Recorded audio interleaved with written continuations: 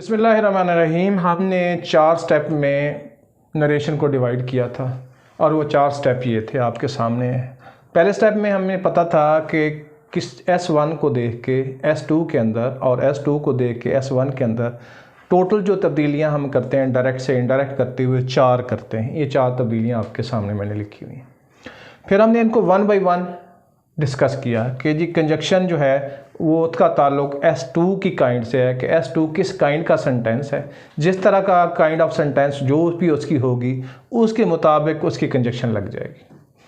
दूसरी बात हमने ये देखी थी कि how to change the pronoun change कैसे करने हैं। S2 के जो प्रोनाउन चेंज करते हैं विद रिस्पेक्ट टू S1 वो किस तरह करते हैं। तो उसके लिए हमने एक फार्मूला डिज़ाइन किया था सन कि अगर S2 का सब्जेक्ट फर्स्ट पर्सन है तो उसे S1 के सब्जेक्ट के मुताबिक बदल दें।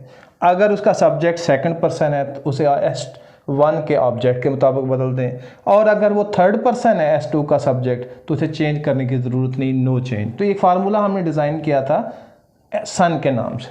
और फिर उसके बाद हमने टेंसेज चेंज करने सीखे थे। तो हमें पता था कि अगर S1 ये है, फ़र्ज़ करें ये है S2, अगर S1 प्रेजेंट या फ्यूचर में है तो इसका टेंस चेंज करने की ज़रूरत ही नहीं है। एक सूरत हो सकती है कि ये पास्ट में हो तो अब हम पर फ़र्ज़ हो जाता है कि S2 का टेंस चेंज करें।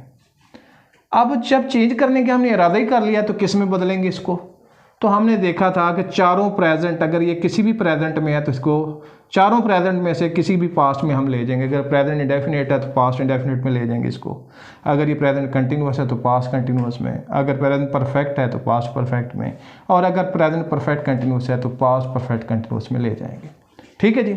इस तरीके से 2 पास्ट चेंज होते हैं, 2 नहीं होते। वो हम फ्लो ऑफ चार्ट में, तो हम बात कर रहे थे कि ये जो S1 है इसके मुताबिक हम S2 के अंदर जो टेंसेस की तब्दीलियां हैं वो फ्लो चार्ट के मुताबिक करेंगे। ठीक होगी बात जी।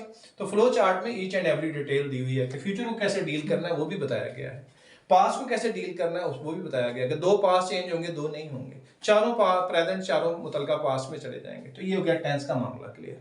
अब एक चीज रह जाती है जिसको कहते हैं मिसलीनियस चेंजेस। वो मिसलीनियस चेंजेस मैंने आपके सामने ये मिसलीनियस चेंजेस सारे लिखे हुए हैं, एटसेट्रा इधर लिख लें और जो ऐड करने इधर आप ऐड कर लें।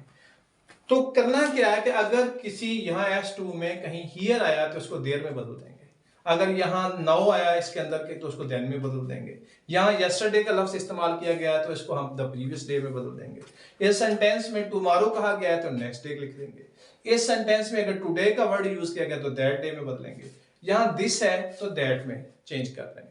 लेकिन एक बात मैं देखो गौर से आप जरा सोचो कि मैं एक बात नहीं कह रहा, मैंने कभी ये नहीं कहा कि इधर दैट लिखा हुआ पहले से ही तो आप उसको दिस में बदल दें। मैंने नहीं कहा अगर पहले इधर दैट डे में कहा हुआ तो उसे टुडे में बदल दें।